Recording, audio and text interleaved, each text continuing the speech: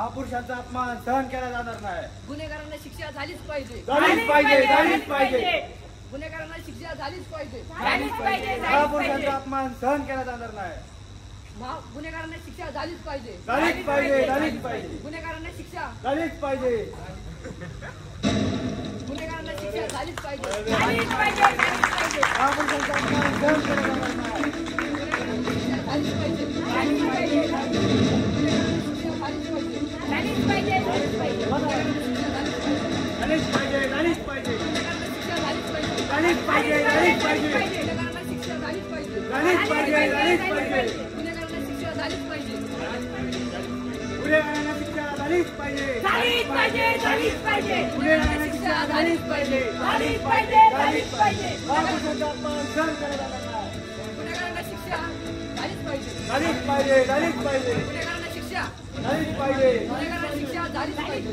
झालीच पाहिजे, झालीच पाहिजे. गुन्हेगारांना शिक्षा झालीच पाहिजे, झालीच पाहिजे. गुन्हेगारांना शिक्षा झालीच पाहिजे. झालीच पाहिजे, झालीच पाहिजे. झालीच पाहिजे. झालीच पाहिजे, झालीच पाहिजे. झालीच पाहिजे, झालीच पाहिजे.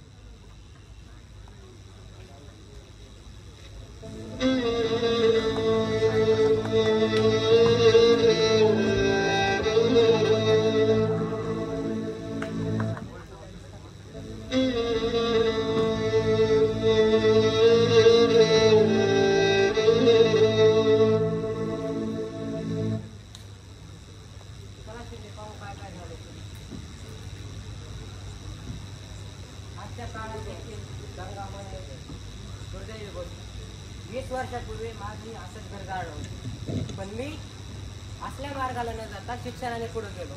त्यामुळे मी आज इथं उभा आहे. आपल्या लोकांचे विचार बदललेले नाहीत हो, फक्त कार्य करण्याची पद्धत बदलली. प्रत्येक समाजाने आज आपापला महापुरुष जयंती आली की फक्त त्यांना डोक्यावर घेऊन नाचायचं आपल्याला एवढंच लक्षात येतं. पण ज्या ज्या वेळेस त्यांचे विचार डोक्यात घेण्याची गोष्ट असते ना, त्या त्या वेळेस मात्र प्रत्येक जण पाठ टाकतो. असू दे, चला व्यवस्था करायची. तू म्हणताय की अगदी बरोबर आहे.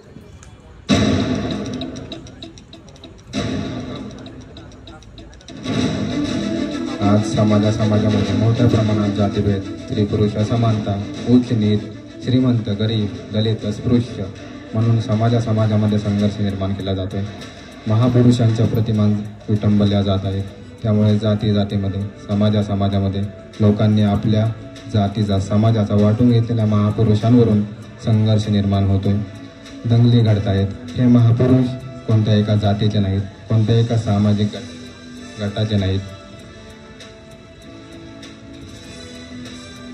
हे महापुरुष म्हणजे एक विचारधारा आहे आणि माणूस मरतो, त्याचे विचार मरत नाहीत. ही एक विचारधारा शेकडो वर्षांपर्यंत लोकांना मार्गदर्शन करत असते, जगण्याचा मार्ग दाखवत असते. हे महापुरुष म्हणजे एक विचारांचं वादळ. हे महापुरुष म्हणजे एक ज्वलंत विचारांची क्रांती. आणि हे महापुरुष म्हणजे दत्तकच्या आयुष्यामध्ये जीवनाचा मार्ग दाखवणारी विचारधारा. आणि आपण सर्वांनी याच विचारांचा वारसा घेऊन पुढे जायचं आहे. तर चला संपूया आपल्यातील प्रत्येक भेदाला, जो की माणसाला माणसापासून वेगळा करतो, आणि स्वीकारूयात त्या विचारांचा वारसा जो समानतेचा संदेश देतो.